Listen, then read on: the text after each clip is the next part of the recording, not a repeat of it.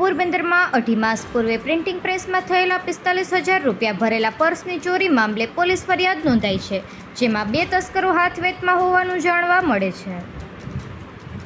પોરબંદરની લોહાણા મહાજનવાડી પાસે મહારાજબાગમાં રહેતા રસિકલાલ મંજીભાઈ ભારાણીયા ઉંમર વર્ષ 84 નોંધાવેલ પોલીસ ફરિયાદ મુજબ તેઓ માણેક ચોક નજીક MG રોડ પર ઉષા પ્રિન્ટિંગ નામનો પ્રિન્ટિંગ પ્રેસનો વ્યવસાય કરે છે.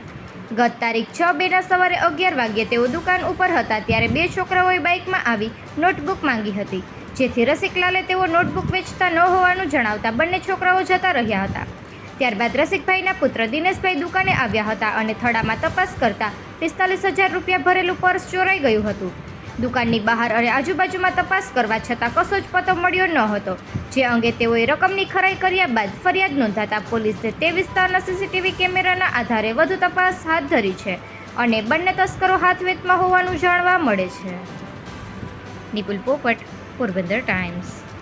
રસિકલાલ મંજી ભરાણીયા, બરાબર. મારી ઉષા પ્રિન્ટિંગ નામની MG રોડ ઉપર આવેલી દુકાન છે. તારીખ 6/2/2024ના મારા પ્રેસમાં અંદાજે ટેબલના ખાનામાંથી પર્સ આખું, જેની અંદર અંદાજે રૂપિયા 75,000 થી 80,000 રૂપિયા હતા, તે પર્સ કોઈક અજાણ્યા શખ્સો ઉપાડી ગયેલા છે.